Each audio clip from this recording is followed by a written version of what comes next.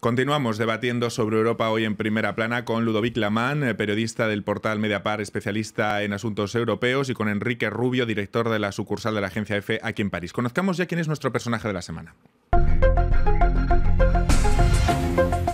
Sin duda es el personaje de la semana. Jair Bolsonaro es el nuevo presidente de Brasil después de que esta semana tomara posesión en Brasilia. Un discurso en el que promete una ruptura conservadora en lo social, en el que dice va a luchar contra la ideología de género, ultraliberal en lo económico y claramente alineado con Donald Trump. Escuchemos un fragmento de su discurso en su toma de posesión.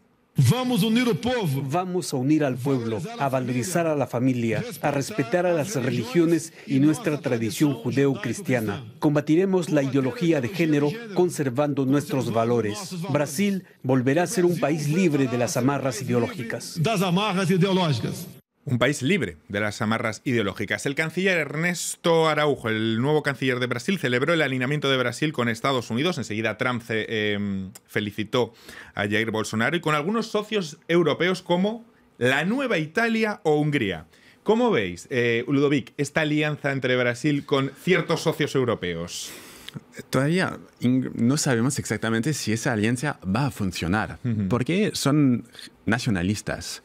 Y también hemos hablado de Steve Bannon, el ex consejero de Donald Trump en Estados Unidos, que tiene planes para las elecciones europeas, pero no sabemos si el cóctel, esa alianza, va a funcionar o no. Y yo tengo la impresión por ahora de que muchos de estos partidos, por ejemplo, que ahora están en el Parlamento Europeo en Bruselas y en Estrasburgo, no trabajan juntos, no se llevan bien. O sea, es importante, por ejemplo, lo de Salvini.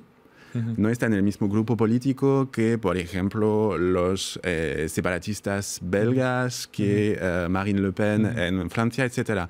Entonces, como ese fantasma de todos los anti-europeos juntos, yo por ahora no lo veo exactamente así. Es verdad que hay diferencias impresionantes, por ejemplo, la posición que tienen con Cataluña de un partido como Vox a la que pueden tener los nacionalistas flamencos es diametralmente opuesta. Pero la percepción que publica, Enrique, es que el europeísmo le cuesta más unirse y a los euroescépticos menos. ¿Por qué tenemos esa percepción entonces, si tantas diferencias en cuanto a la naturaleza? Probablemente al europeísmo no le va a quedar otro remedio, quizá probablemente el hecho de que haya un movimiento antieuropeísta tan fuerte puede o debería servir de acicate para que todo ese magma de partidos que están al margen de eso, desde los socialistas a los conservadores, a los verdes, incluso a la izquierda alternativa, liberales, no tengan otro remedio que unirse para, por lo menos, para mantener vivo el proyecto de la Unión Europea. Pero es cierto que les cuesta y sobre todo que siempre es más fácil buscar una alianza en torno a un solo punto en la agenda, que es, digamos, el antieuropeísmo,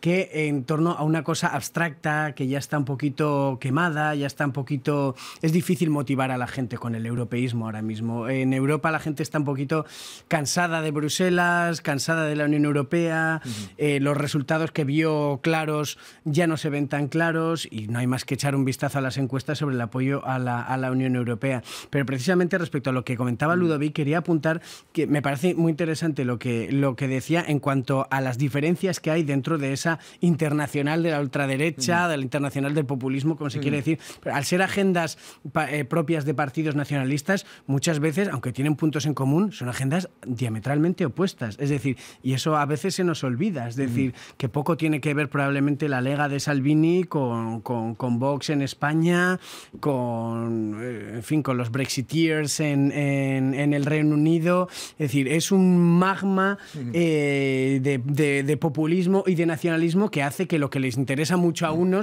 en otro sitio no interese nada, es decir, o incluso sean intereses opuestos, como apuntabas de los nacionalistas flamencos y Vox en España, ¿no? El último en llegar a este grupo ha sido Vox en España, que ha irrumpido con fuerza tras las elecciones al Parlamento andaluz. No sé hasta qué punto, y los dos conocéis bien la realidad de Cataluña, la proyección de Vox, hasta qué punto está relacionado con la cuestión catalana. Ludovic. Yo creo que hay una influencia muy importante de la cuestión catalana del proceso en lo que pasó en Andalucía, en las elecciones en Andalucía, incluso porque hay ese vínculo histórico, ¿no?, entre Andalucía y Cataluña, con temas de inmigración muy fuertes. Y también hay que recordarse de que creo que Vox está en la origen del juicio político con el tema de los presos catalanes, ¿no?, que ellos han decidido lanzar ese movimiento jurídico en contra de los dirigentes catalanes, y me parece muy importante para ellos como una marca, ¿no?, en España. Son los que han lanzado ese proceso también. Enrique. No, esa relación entre Vox y Cataluña. Poco más que añadir. Yo creo que es evidente. Yo creo que el voto de Vox se ha movido en torno a dos ejes fundamentales.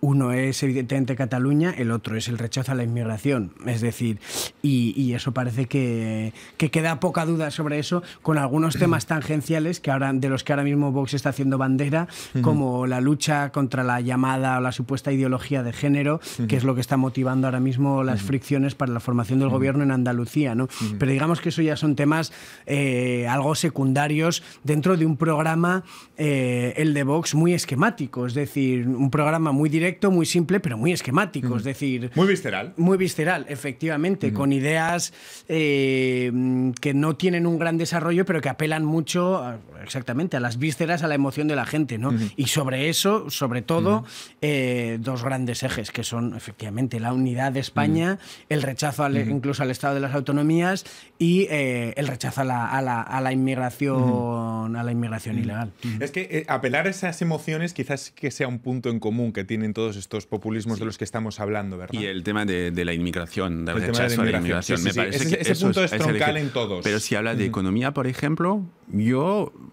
la política económica de Salvini por ahora y lo de Macron en cuanto a reformas del mercado del trabajo, cosas así, me parecen que hay más puntos en común que entre la política de Salvini y lo que quiere hacer, por ejemplo, el Rassemblement National en Francia, que es más una política de subsidios, de ayuda a la... Que podría ser parecido a otros partidos de izquierda. Eso. Entonces, sí, es muy transversal. Estamos en un momento de reconfiguración y a veces los discursos entre eurofobos y europeístas son un poco demasiado simplísticas. Sí. Hablemos de alternativas a todos estos populismos que estamos viendo en Europa. Por ejemplo, en Alemania llama mucho la atención que sean los Verdes, el partido que más está remontando en las encuestas, que incluso ha puesto freno en cierta manera Alternativa por Alemania, el partido de la ultraderecha, cosa que no han conseguido ni la CDU ni el SPD, los partidos tradicionales.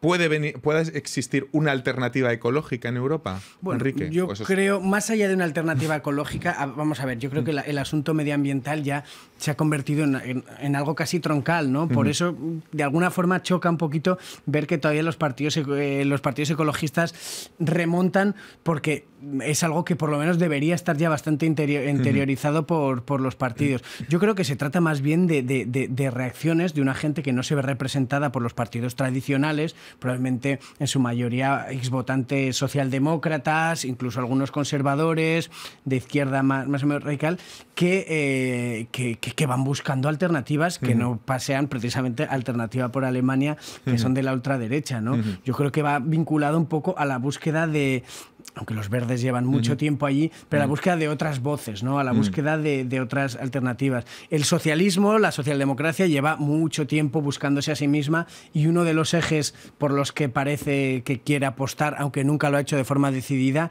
es precisamente la ecología, ¿no? El otro es el feminismo. Son dos temas sobre los que supuestamente la socialdemocracia quiere ahora mismo edificar su nuevo proyecto ideológico, pero está claro que ante la copia mucha gente prefiere el original. Es decir, mucha gente dice, bueno, pues ya que vamos a tener una ideología, un proyecto ecologista, vamos a apoyar a los Verdes, que son quienes se lo han creído desde el principio. Está esa vertiente ecológica, y luego también tenemos un punto en común en todos estos partidos, que es el de un votante muy masculinizado. Lo vemos en Vox, lo vemos con la Liga Norte, lo vemos en Francia con el Frente Nacional. Es decir, son partidos a los que les votan en su mayor parte hombres, en buena parte porque tienen una agenda contra la ideología de género. Sí. No sé si también puede venir de ahí la alternativa. La alternativa puede ser feminista. O si es una reacción, una contrarreacción a la revolución feminista que hay en marcha. Puede, y casi hasta me atrevería a decir que debería, pero los hechos demuestran que no es tan claro, es decir, en absoluto. Antes comentábamos precisamente que lo que ha sucedido en Brasil con Bolsonaro da buena muestra de que no está tan claro que haya una reacción global de las mujeres en contra de tal o cual candidato. Lo que sucedió en Estados Unidos con Trump, 3/4 de lo mismo. Quiero decir, un candidato decididamente, no sé si decir machista, lo voy a decir, claro, decididamente machista, claro, que ha hecho comentarios hirientes para las mujeres, y luego hay un porcentaje nada desdeñable de la población femenina que vota por él. Con lo cual, pensar que las mujeres vayan a comportarse de una forma homogénea electoralmente para ir contra tal o cual candidato... Homogénea no, pero que quizá que pueda haber una alternativa que venga de ahí. No sé si... Homogénea está claro que no. Pues también porque el movimiento social de las mujeres es muy fuerte en España, pero yo lo veo mucho más débil en otros países. Y hablamos también de, por ejemplo, de ecología, lo veo muy fuerte en el norte de Europa, pero lo veo muy débil también en Grecia, Italia, España, etc. Entonces lo veo como también, es un cliché, pero es verdad, una Europa muy dividida, muy distinta. Entonces, bueno... Vamos a abrir ya nuestra contraportada para hablar de una efeméride, por cierto, de la que se han cumplido 20 años. El euro ha cumplido 20 años, uno de los símbolos más tangibles de la integración europea. Llegó el 1 de enero de 1999 y con él la creación de la Unión Económica y Monetaria. Aunque el diseño de la moneda única comenzó en los años 60, no sería hasta 1992 con el Tratado de Maastricht cuando la Unión Europea sentó las bases de la integración económica. Hoy son 19 los estados que forman parte de la zona euro y 340 millones de europeos los que usan esta moneda a diario. Ludovic, ¿el drama griego es el gran símbolo de una crisis económica y financiera que amenazó con dar al traste con la moneda allá por el año 2015? Sí, pero... Es quizá lo que más recordemos ahora mismo, ¿no? Sí, totalmente, pero el euro sigue siendo muy débil 20 años después. 20 Eso años me parece. Después. Sí, no hemos corregido nada.